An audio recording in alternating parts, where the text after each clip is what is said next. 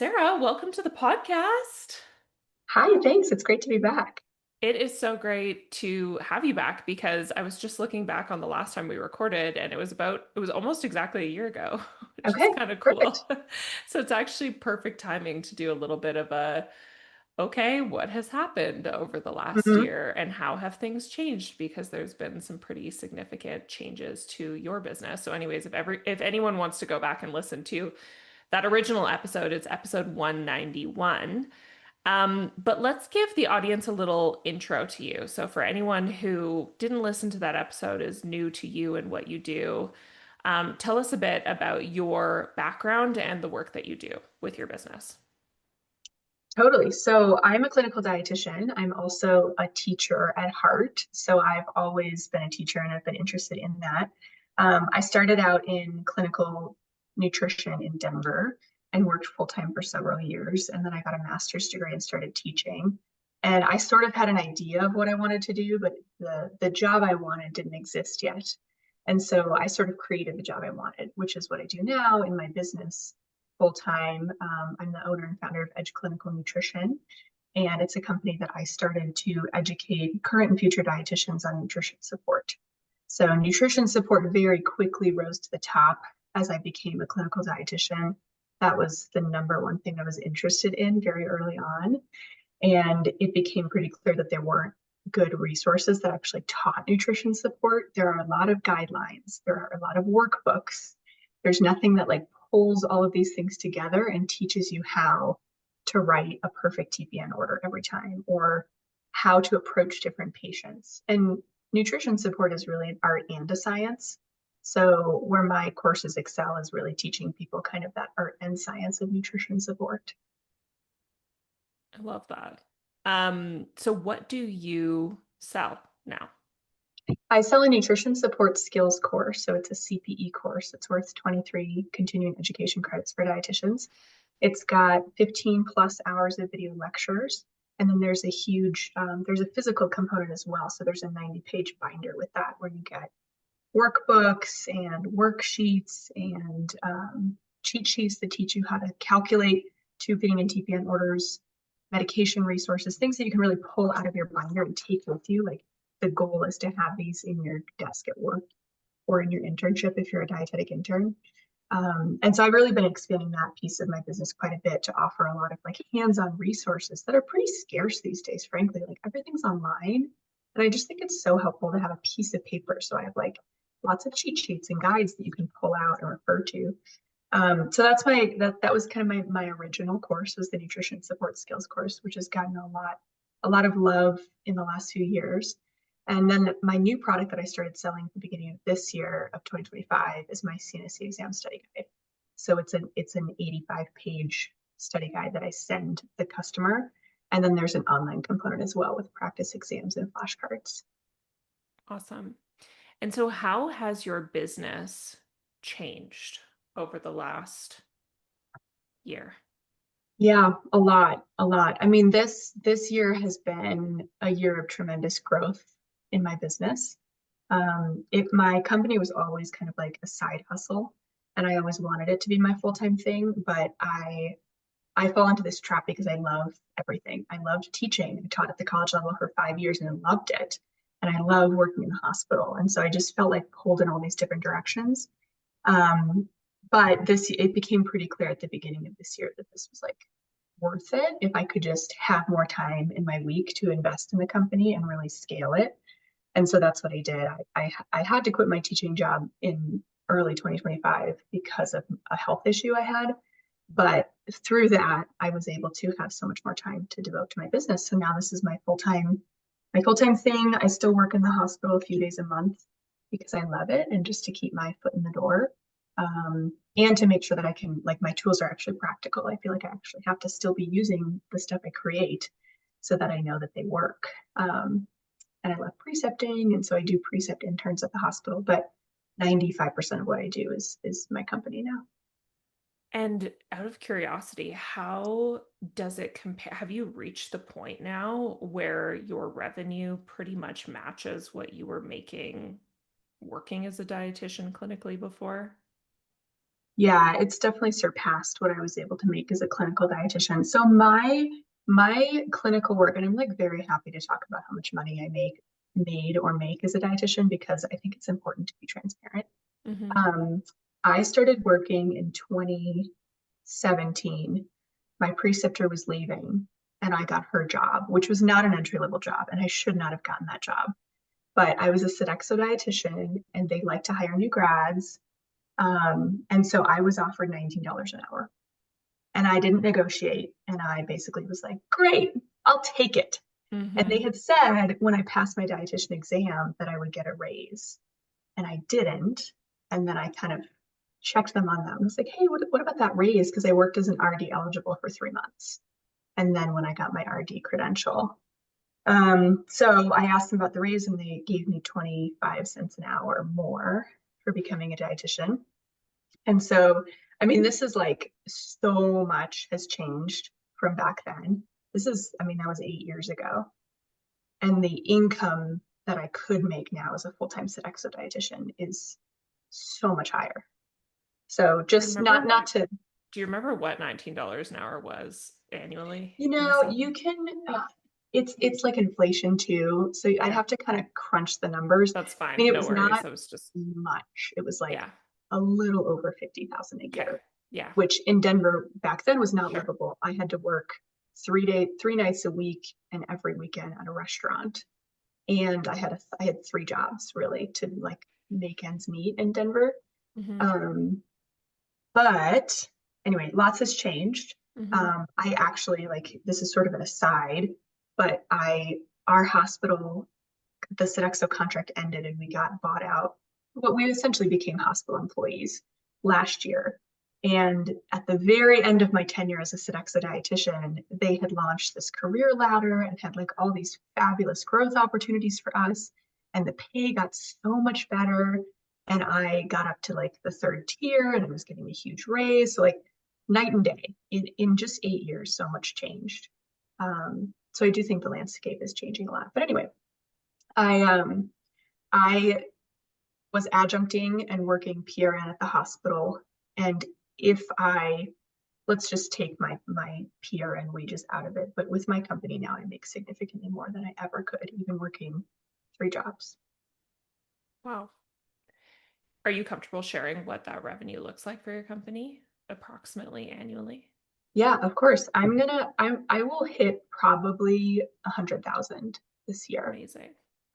Now that's not take home pay. Obviously, I Sure. have a lot of expenses this year because I've been investing a lot of the money back in the company. I've done a lot of travel this year, which I didn't expect, but has been amazing.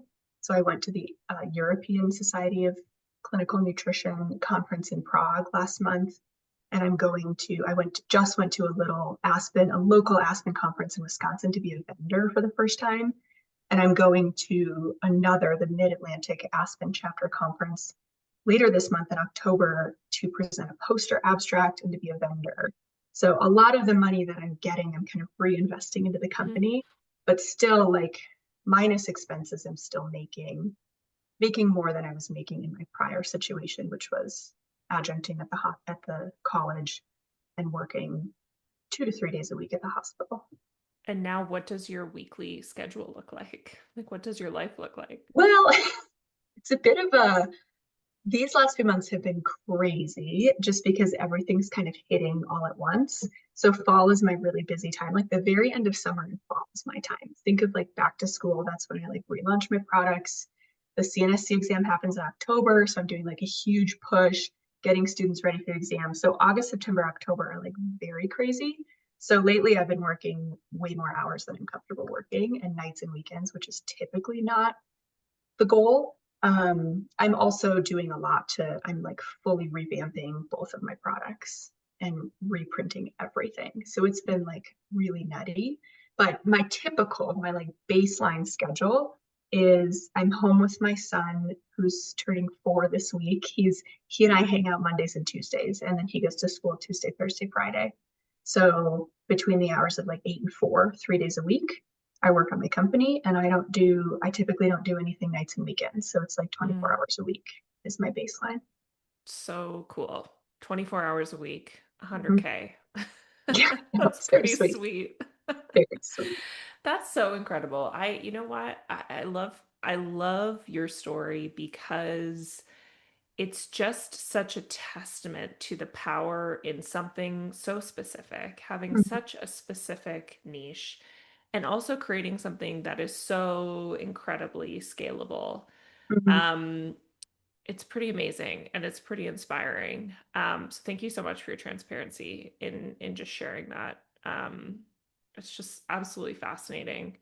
For anybody who's not familiar with the CNSC, what exactly is it? Yeah, so the CNSC is a certified nutrition support clinician certification. It's a credential that you can get as a doctor, dietitian, pharmacist, nurse, or dentist, actually. Any of those people can take the exam. Back in the day, like probably 10 plus years ago, there used to be specific exams for every practitioner. So there would be a nursing exam, a medical exam, a pharmacy exam, and a dietitian one. And now there's just one. So the dietitians are taking an exam that's at has a lot of pharmacy level questions and medical level questions. So it's a very difficult exam, but there's a lot of worth in it. So there's a lot of CNSC dietitians in the United States and Canada, and abroad. You can take it in other countries as well. And I think it's really standing out as a credential that can earn you more money. So if you look at the compensation numbers, the Academy of Nutrition Dietetics does this like big survey every couple of years. And I was just looking at the numbers again. They published it last 2024, which is the survey was done in 2021, which really is such an outlier year because it's post-pandemic. So I really hope that they'll redo the survey soon. That data, even 4 years old data, is like pretty old at this point. But CNSC and then the CDCES, which is that diabetes credential, and like the weight management credential, those are the top three, and renal, really, the CSR. Those are kind of the big ones that can earn you more money as a clinical dietitian. Any credential and any amount of experience will help, but the CNSC does stand out as one of the top five credentials that can get you more money. And so I really recommend clinical dietitians to pursue the CNSC. You retake it every 5 years. You can always, like, if you've reached a point in your career where you don't need it anymore, you don't need an active license, you can just stop taking the exam. But it's a really great place to in the beginning of your career to have this goal of getting your CNSC. And the really important thing that I like to speak about for the CNSC credential is if you want to work in home infusion or medical device sales or a lot of like selling products, enteral products, PN products, a lot of those jobs require CNSC. Remote home infusion jobs, those kind of sweet gigs that you get to be home, working from home, travel jobs, a lot of those require their CNSC. So you'll see a lot of dietitians start in the hospital, get their CNSC, and then they'll transition into like a sales role or a home infusion job. And those are very competitive and really sought after. So if that's something that piques your interest as you're listening, it's a really awesome thing to pursue. Oh, so awesome. Thanks for sharing that insight into um, just a whole other career pathway for a Mhm. lot of dietitians that I'm sure a lot of clinical dietitians wouldn't necessarily consider, and simply unlocking that opportunity from leveling up your skill Mhm. set and your education. Um, so we'll talk at the end about how people can find your course because your course is the most incredible course available. So let's talk now. Let's do a little breakdown now of how exactly the scaling has happened and how the growth has happened. So I'm just trying to remember when we first connected, when we first started working together, or I guess if we think about like a year ago now, do you remember approximately what your revenue was at for your business? Yeah, I was making like 30,000. Okay. So Yeah. it's like more than tripled. Oh yeah. Yeah, Yeah. And in the last year.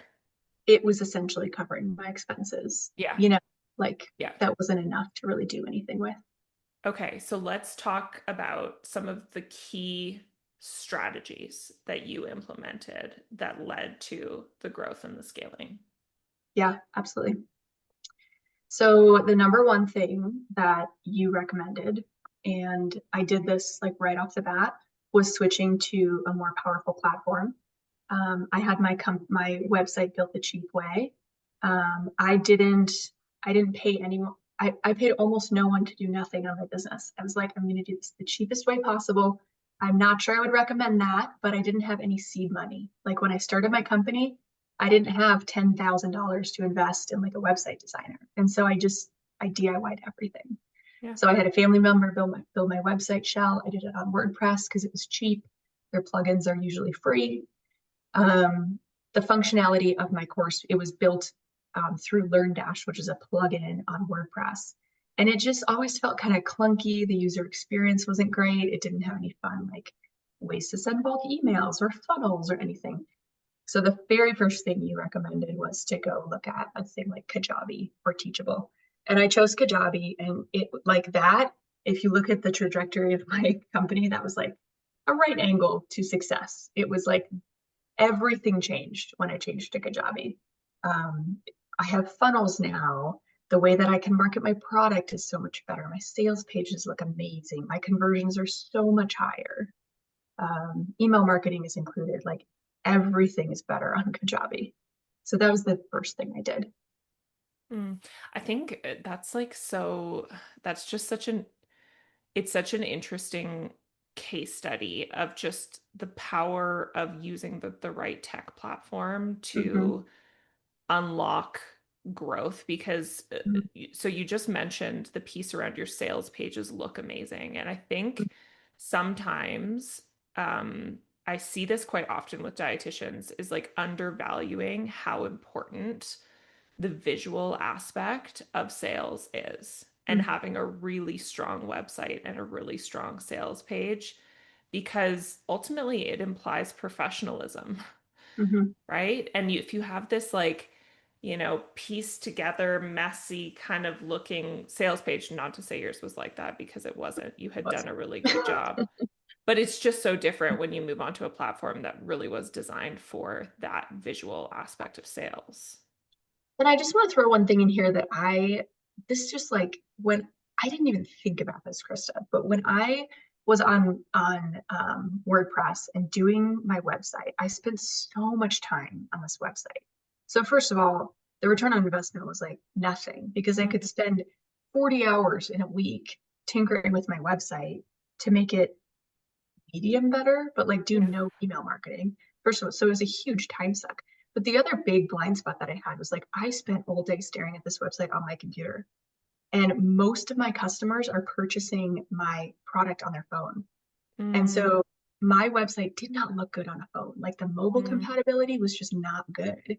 And that's a huge difference between WordPress and Kajabi is like nobody's logging in to use the course on my phone, but they're clicking on a link on Instagram or LinkedIn and opening up my sales page and scrolling. And so to look on my phone and be like, oh my gosh, my sales page is like impossible to read on a phone. And this is like where 90% of my traffic comes from was just such a mind-blowing experience for me. So having something that like looks really good on a phone or a tablet or a computer, wherever people are coming at you with easy links and beautiful testimonials and like a really easy buy now button was huge. mm. And one of the important things to note that you did is you didn't actually outsource the design to anybody else. You did it yourself, but you just purchased so that's what's cool about platforms like Kajabi is you can purchase templates from like a third party. I think the template you purchased was like $100 template. I always recommend Yeah. it to everyone because it's just such a great template. Mm-hmm. And then you just upload it to your sales page and you can just easily customize it and Yeah. tweak it however you want. And you don't necessarily need to pay for a developer if you don't Mm-hmm. want to, or a designer at that point. Yeah. I mean, it's pretty crazy. I couldn't count how many hours I spent on WordPress Mm-hmm. tinkering with my website and building my course, but I would maybe estimate like 3 months of full-time work it Yeah, probably took. And I switched over to Kajabi and converted everything in less than a week. I remember that. It was so fast. Mm-hmm. You're like, Cam, done. Done. It was incredible. And just too, the piece around funnels. Can you just explain Mhm. what a funnel is or what your funnel looks like for those who just have no idea? So good.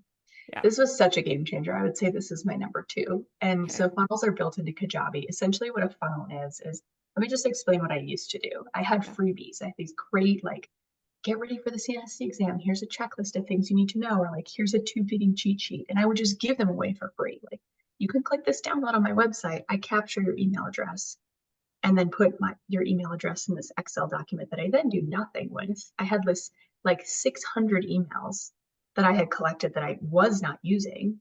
And then people get the freebie and then it's like, they're done. They use your freebie, nothing else happens. Now what happens is in order for people to get the download, they enter their email address on Kajabi and it'll automatically queue up 12 emails. So they'll get emails in a set consecutive order. So I can sort of send them an initial email. Hi, this is me. And then I can send them like, oh, are you ready to study for the CNSC exam? Here's a couple tips. And so they get emails in this very specific order. And then, I mean, it's crazy how this translates to conversions, which is essentially sales, right? I look at my customers, almost every single one. If you look at the customer history on Kajabi, once they purchase my product, they've been in my funnel for some length of time. So almost every sale that I make comes from a funnel. Somebody grabbed a freebie, and then Kajabi will instantly, without me doing anything day to day, it will automatically send them emails, and then they'll purchase my product after usually 6 emails. Wow.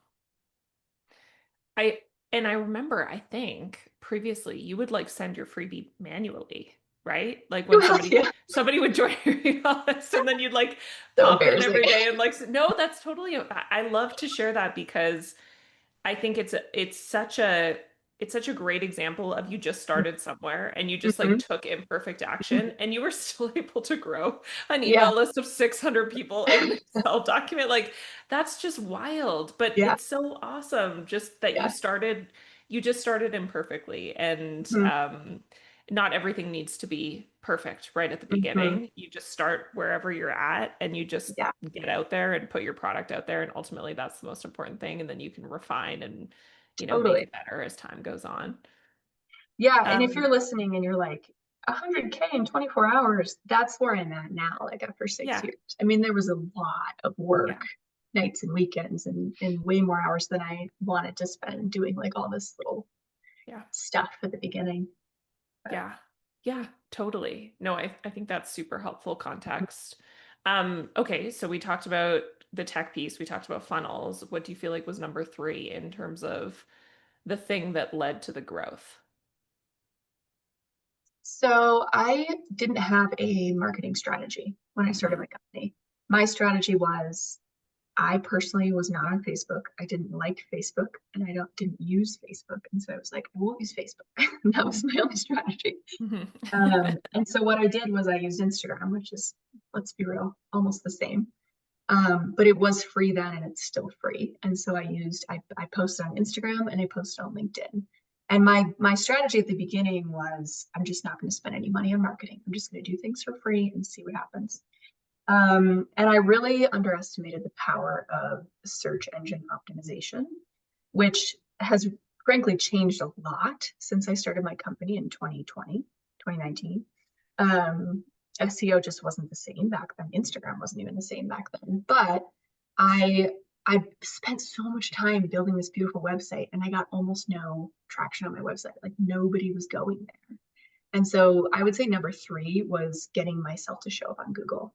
So Mm. when you search nutrition support course dietitian or CPE course dietitian or CNSC exam study guide, I'm one of the first things that shows up. And that was transformative.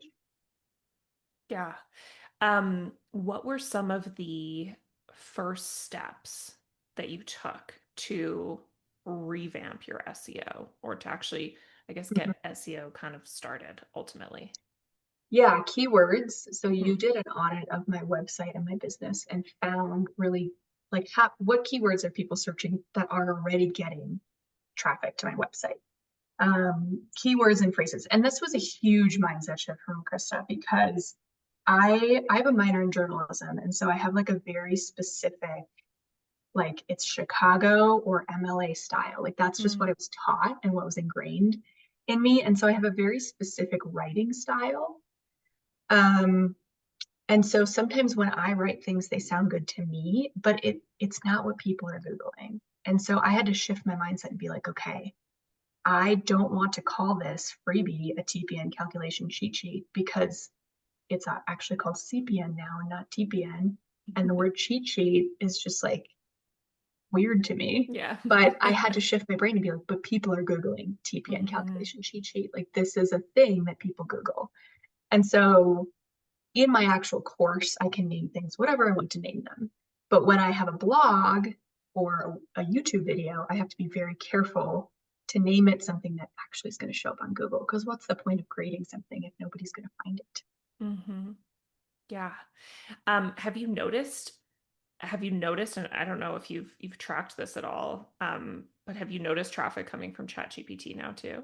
Yes. Okay, Yeah. cool. So this was another huge mindset shift. So in the early days of my company, I took a course on SEO and marketing, and the course said you have to be everywhere all the time. You just have to put as much information into the atmosphere as you can constantly, and so be on as many platforms as you can, and don't worry too much about the quality of information. Just like pump out content, and that didn't speak to me because that's not like from a business ethos perspective. That's not the vibe of my business. My whole business is built on like extremely high quality content. Mm-hmm. And so it was like so gross to me to think about just like, why would I create something that's not good? And so I think that I landed somewhere in the middle.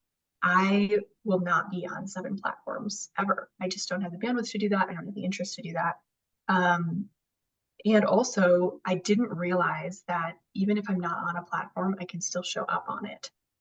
So Reddit, Facebook, and ChatGPT are 3 platforms that like I don't do anything to feed those machines, and yet people are still coming to me from those 3 places. Mm. Speak to that a little bit more, specifically the Facebook and Reddit. Yeah. So I actually just asked students when students would give me a glowing review and be like, this course helped me so much. I would ask them if they would just share about my course on a platform that they're on. And I would specifically ask about Reddit and Facebook because I'm not on either platform. And, both platforms reward original content. So they can kind of, especially Reddit, I feel like they can tell if it's an ad. And Mm-hmm. so it's so much more powerful if my student goes and posts about my study guide versus if I continually try to post. Yeah. So I have this how did you hear about me thing, and it's like YouTube, LinkedIn, Instagram, Google are the 4 places I show up. And people have been consistently selecting other. I'm like, where are they coming to me from? And so I asked a few, and Facebook groups are huge. There's so many Facebook groups for dietitians and CNSC dietitians, and I have never seen these groups and don't know what they talk about. But some of my students have posted about my study guide on these groups, and now people are clicking the link and coming to my website. Mm. So cool. Mm-hmm. How has your Instagram strategy or Instagram approach changed? Yeah, yeah, a lot. I mean, my initial approach to Instagram was, first of all, I tried faceless marketing at the beginning. Mm-hmm. I was very much like, I am not a private practice. My brand is like my content. It's not my face. So I would post a lot of like tips and practice tools and like, here's a summary or pearls from this article, which people found really helpful. Um, but I kind of quickly realized that people like to see me as well, and they want to see what I'm doing and, going to these conferences and being like, here I am in Prague. And like people think that's really cool. So I kind of shifted away from that faceless marketing. I think the bulk of what I post is still going to be like content showing them like, here's my resource, here's my course. But I will record videos of myself sometimes. But the biggest thing for me was just posting sales content on Instagram. I wasn't doing that. I was posting content that I thought was valuable to a clinical dietitian. Like, here's a little cheat sheet of 4 things you need to know about TPN. And that's helpful, but I wasn't actually selling anything. There was no hook. It was just like, here's content. I was just very afraid to post something that was very salesy. Like even the word buy now was too Mm-hmm. salesy for me. I would never use that on Instagram. And reels have changed. Like I've done more reels recently. And then I also just stopped using hashtags because I don't know that that's really all that effective anymore because it's more Mm-hmm. keyword based. Mm-hmm. Yeah.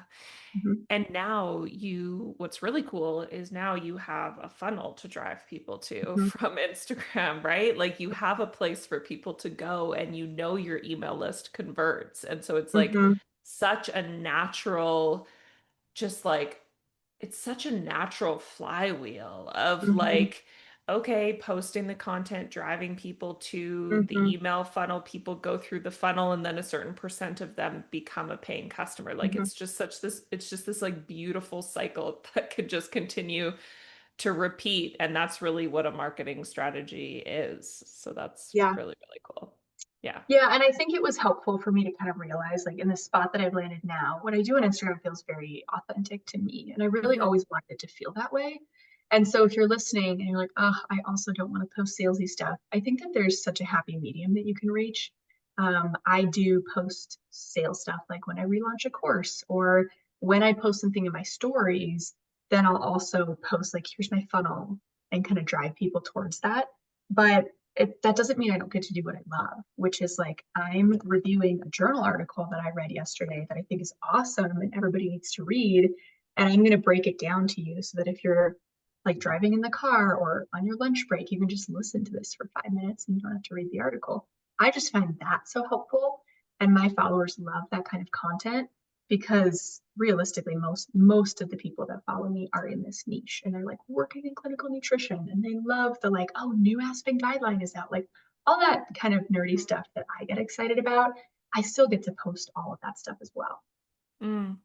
And I think what's so important there too is like a lot of times, especially if we're newer to business, we have such a narrow view of what sales content looks like. And everything you're talking about right now is sales content. Even if there's no call to action to buy something, it's establishing you as an authority on something and someone who provides value and someone who like you're just showcasing your skill set and the value that you can provide people by doing all of these other things, by saying, hey, here's this journal article that I'm going to break down for you, right? Like that is all under the umbrella of sales, effective sales content Yeah. too.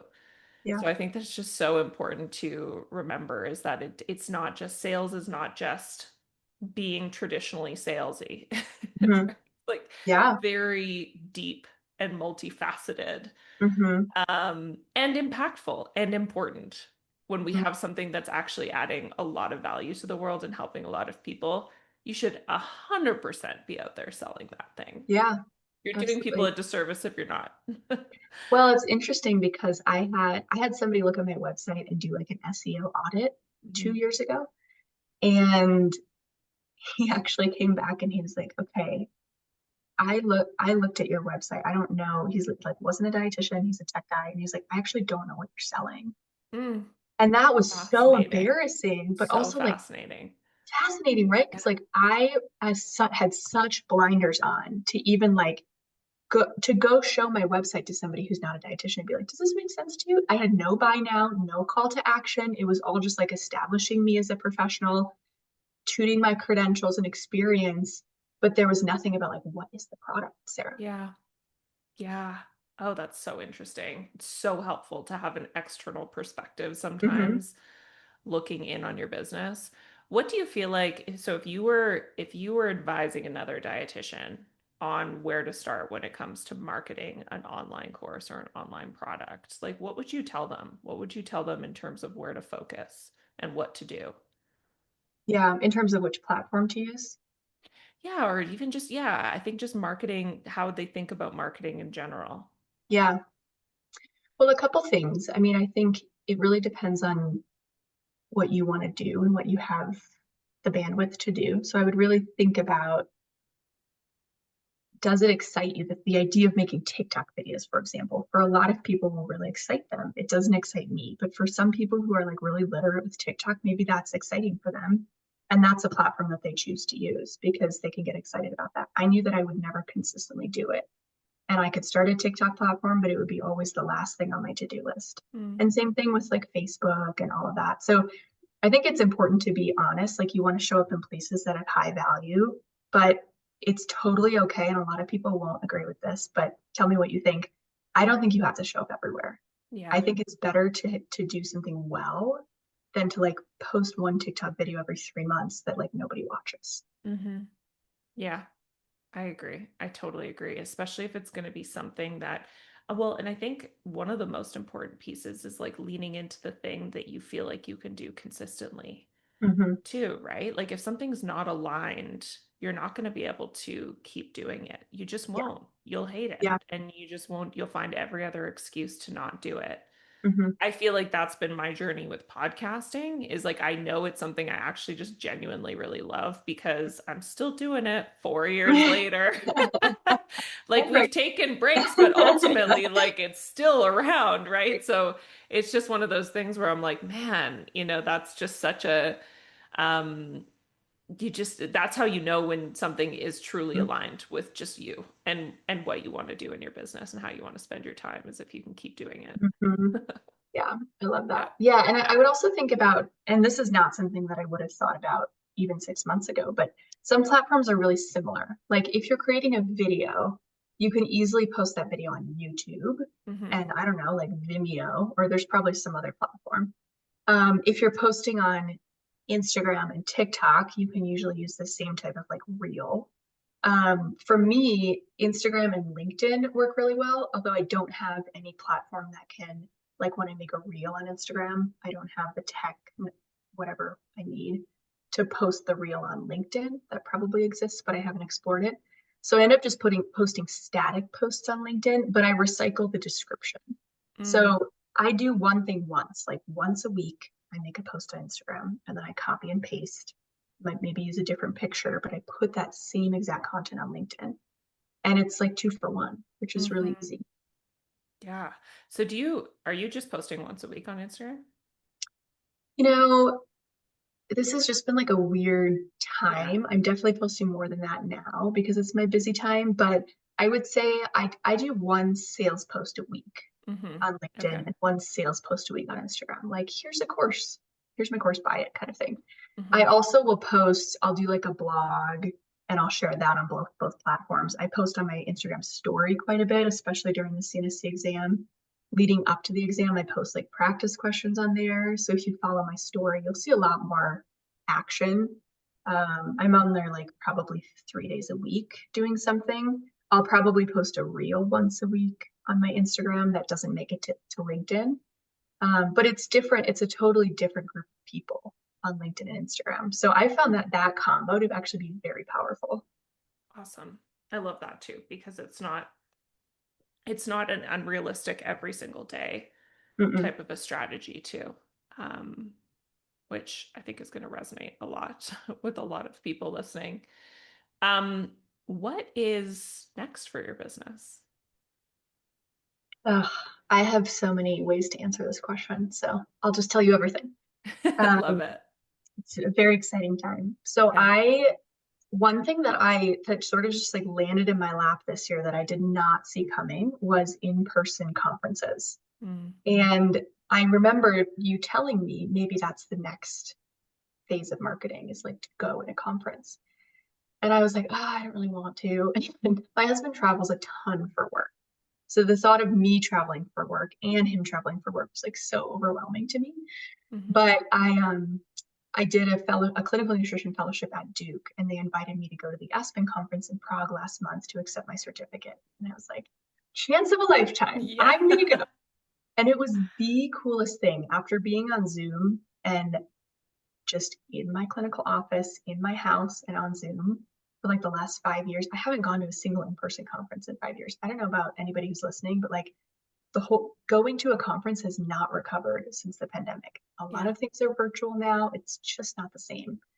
So I went to the Aspen conference, which is basically like the European version of Aspen, and it blew me away. It was so cool to be there with 5,000 people who are passionate about nutrition support and go through the vendor hall and look at like all the new technology that we can get in our ICU and new formulas and listen to all of the professors that were in my fellowship. To meet them in real life and see them was incredible. And so I went mostly like for fun, like for me personally, it was a really important thing to go. But I posted a post on LinkedIn after that conference it was like a screenshot that I took when I was in one of the sessions about protein dosing in the ICU and how you can progressively dose protein. And that single post has gotten more impressions on it than anything I've ever posted because it captured this international slice of people that I previously would never have access to. I'm really good in like the US Canada market I've got, but I haven't really branched out. And so because I tagged Espen and because I don't know, just the way that the post showed up to people, so many international dietitians commented on it and they were commenting in French or Spanish. And I was like popping it into ChatGPT and be like, what is she saying? And then Yeah. like responding and translating it back. And it was so amazing. I think I got 30,000 impressions on that single post. Oh my gosh. Cool. That is so cool. So are you thinking like for next year, what does that mean? Does that mean applying to be a speaker at more conferences? Does that mean just going to Yeah. more conferences? Like what does that look like for you? So there's a lot of opportunities. So I'll be at the Aspen conference, which is in February in Okay. California. Okay. I did submit a poster abstract to the Mid-Atlantic Aspen chapter conference and it got accepted. So I'll be presenting my poster at that conference in October and I'll also be a vendor there. Yeah. So I mean, speaking, who knows, maybe one day. I'm not, a lot of the people who speak at these conferences are PhD or they're like sitting on the Aspen board or they're a fellow. Hmm. So that might be a bit of a far grab, but I can be a vendor at a lot of these small conferences. And I was a vendor at the Wisconsin Aspen chapter conference in September, and it was awesome to just go and show up and have a little table and a little booth. It was a very small conference, which was good because like having not done that before, I was pretty Yeah. nervous. Hmm. And you have to talk to people all day, which is very exhausting when you're not used to that. But it was incredible to see the excitement about my program. One of the board members of the WISPN board is a pharmacist, and he came up to me. He was like the first person I talked to. And he was like, what do you sell? And I had to like elevator pitch my own product, which I like never do. You know, Yeah. if you sell courses online, you're not used to telling people face to face what you sell. Yeah. And he came back a couple hours later and was like, I just have to tell you how cool it is that you're doing this. Like, this is Oh, incredible that you saw a need and you built this thing and you sold it and like you just quit your job to do this full time. Like, it's incredible. wow. Oh my God. What a cool story. Yeah. And I was Oh my very tired gosh. after that day and like Yeah. took a lot out of me. Oh But yeah. yeah, so I think that's my growth areas to kind of go to a lot of these local chapter conferences, show up. I mean, it's great. I go to the sessions. I like get CPEs. Most of the Yeah. vendors just kind of chit chat during the sessions, but I'm like, I'm going, taking notes. Like, I'm going to write up a summary after this and post it on my blog. And because where else am I going to get the opportunity to learn about like short bowel for infants? I mean, I don't, that's amazing. Yeah. Oh my gosh, that's so cool. Okay, that's awesome. Well, I'm So excited for you in conferences, 2026. yeah. Anything else I want to go that you back to want to the share? Aspen conference. That was super fun. And yeah, any in-person events that I can attend, like if there's something fun that comes up. There's a lot of other niche conferences that I hadn't thought of until I talked to somebody at one of these conferences who's a vendor and she goes to there's like a home infusion conference that's all about TPN.